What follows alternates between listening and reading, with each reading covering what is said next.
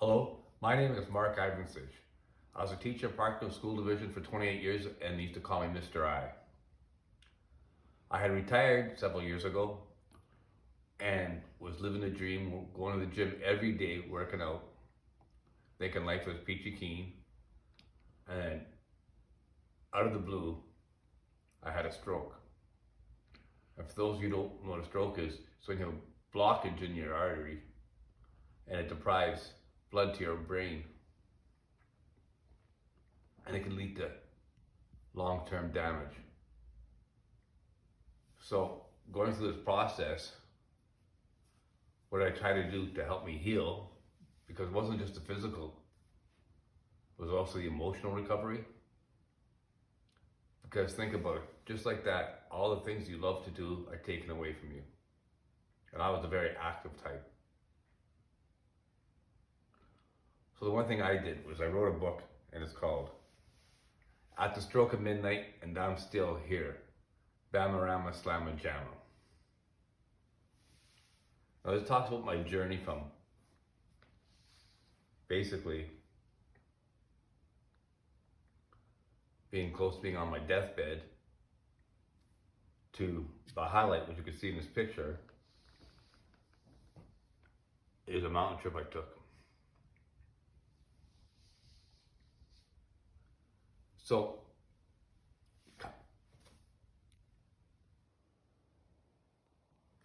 when I first got to the U of A hospital, I was in really rough shape.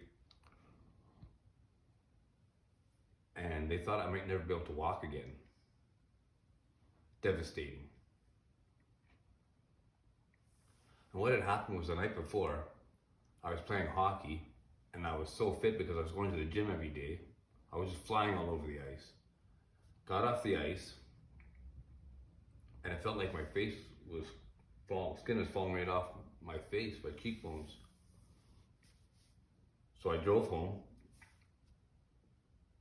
and I had a massive headache, but I thought because I was taking such good care of myself, I didn't smoke, I ate well, like I couldn't be having a stroke because I was too young.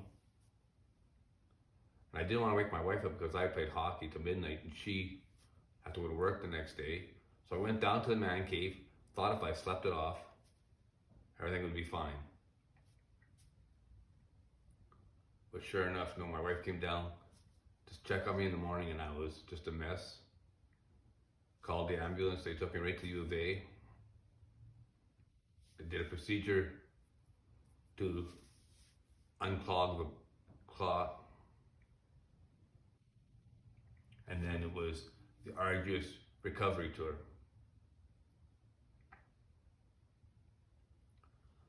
So what this book is, it talks about the emotional roller coasters I went through and the physical journey to try and get myself back to some form of activity.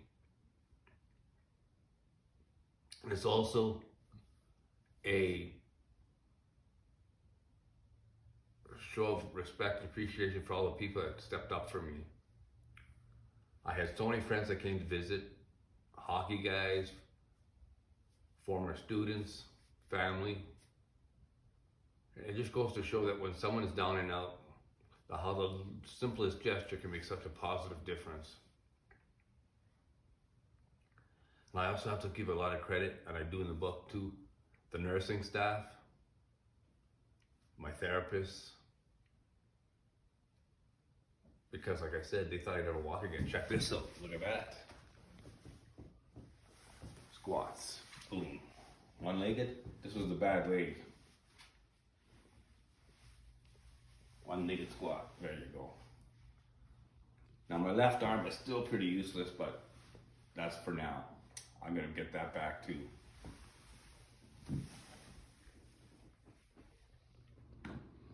So what I try to do with the book to make it a little more interesting, I wrote everything in rhyme.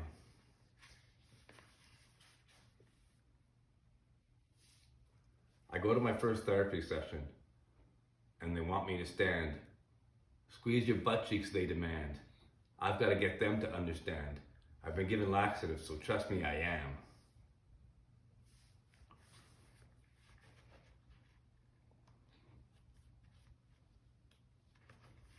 going to read a few excerpts from the book.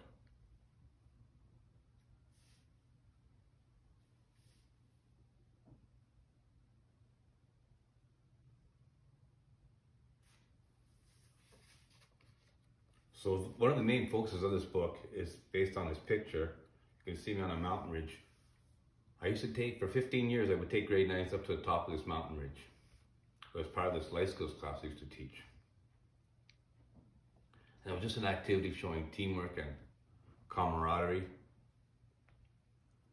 So I was a very avid person for climbing in the mountains, scrambling, rock climbing, alpine climbing, ice climbing. Now I was laying in a hospital bed. It dawned on me I may never get to the top of a mountain again. So I was sitting in my room and I had two former students visiting me with my daughter. My daughter and I started talking. I had just started walking again. And I thought if I could walk, I could get to the top of this ridge again. So I told my daughter I was going to do it. And those two young men overheard it and they're like, we're coming too. So they wanted to make it a big deal. So as you can see, there were 30 of us who ascended to the top of this peak. And I've done it again since.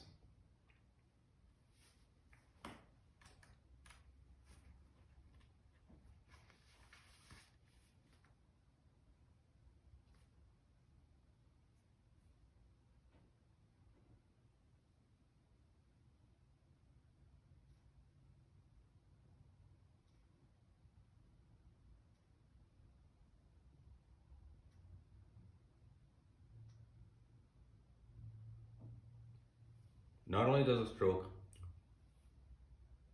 traumatize and victimize, it can dehumanize.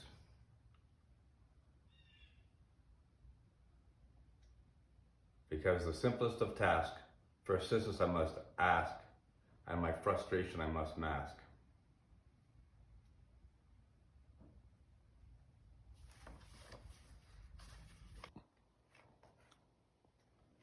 So the title of the book is At the Stroke of Midnight, and I'm still here because it was at midnight that I could feel the first symptoms of the stroke. And the Bama Rama Slama Jama, as I quote my book. So what's with the Bama Rama Slama Jama? I would say that in front of students when I was excited. And when I did, they would be delighted. So that's all it took to get it ignited. And here's the thing.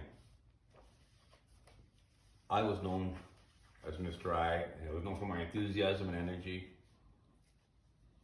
And when I had my stroke, all that got sucked out of me.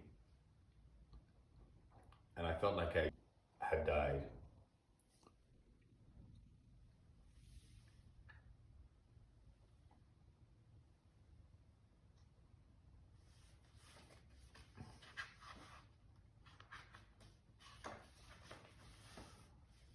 I also have instilled some motivational quotes. Despite the trauma, it would have been easy to create drama, holding a pity party and crying for my mama, but that wasn't going to help her change my dilemma. Hope comes in the dark, the stubborn hope that if you show up and try to do the right thing, the dawn will come. You wait and watch and work. You never give up. And that has been my mantra.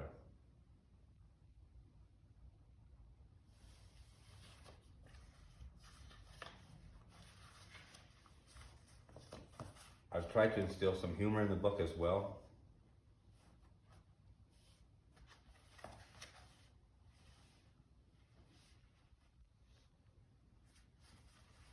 I considered myself an eternal optimist. I always look for the good, I would insist. But sometimes the darkness calls and I can't resist. It whispers in my head. No rock climbing, no mountain scrambling, no hockey, no guitar playing, no performances, no cycling. I must force my brain to cease and desist. For these negative thoughts, my butt they can kiss. Because I have too many things left to do on my bucket list. And I am still alive. The challenge is to find a way, not just to survive, but to thrive. And we all know the key to any success is inner drive.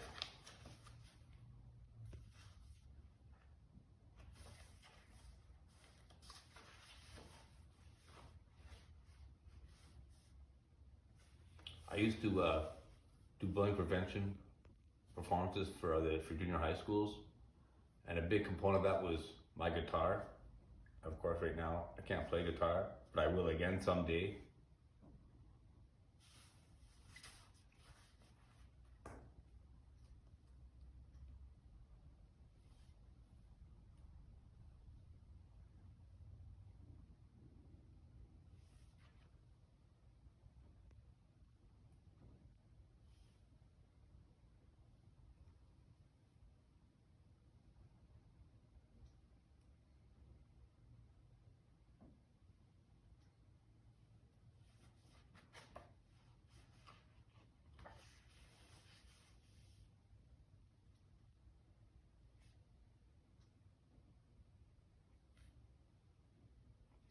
So I face the inevitable question, how do I cope when it feels like I'm at the end of my rope?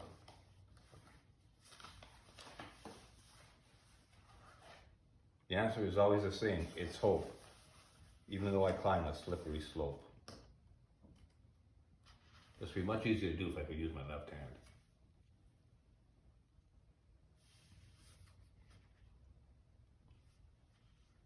So, through the great work of my therapist, I was able to start walking again. And we set a date.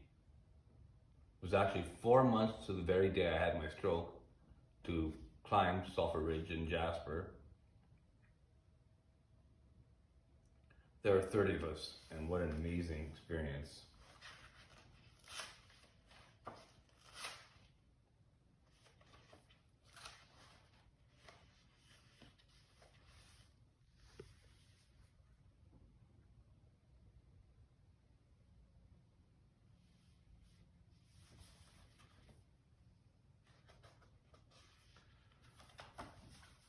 And so I struggled up there, but I had the support of so many good people.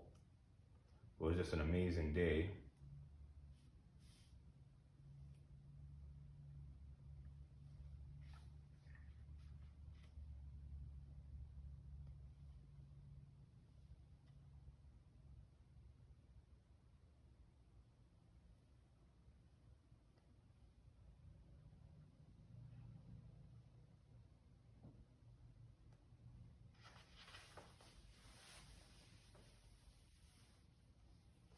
The road, I called it the Road Recovery Tour because being a musician, I thought having something with tour at the end of it would make it a little more interesting.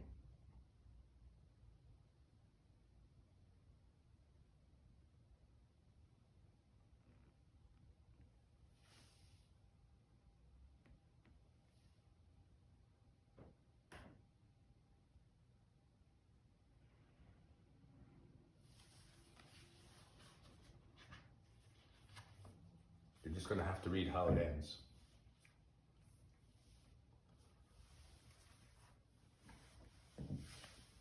So, in essence, what this book is, it's about a journey of hope, hopefully, for the reader. I had all these aspirations and dreams and passions, and just like that, they're taken away from me. And I went to a dark place because to have all that taken away from me was like, what do I do now? And people would tell me, well, just find something else. Sure enough, easier said than done.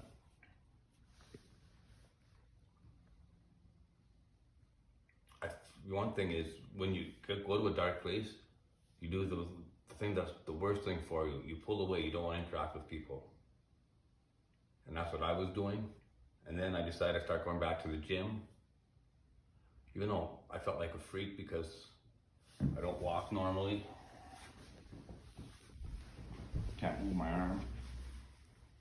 But I'm coming back.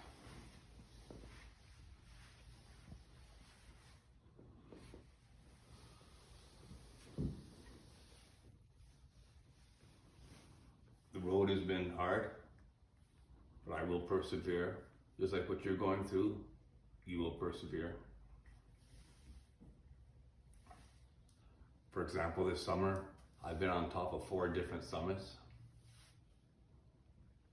And all we could do is live in the moment and make positives each single day.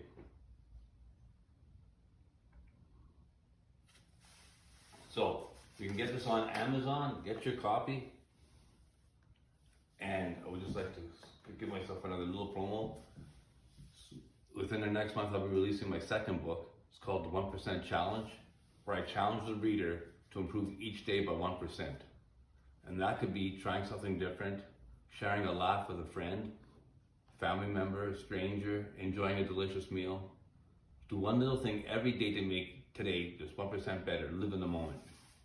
Coming soon at an Amazon near you. Thank you for allowing me to do this. Have a wonderful day.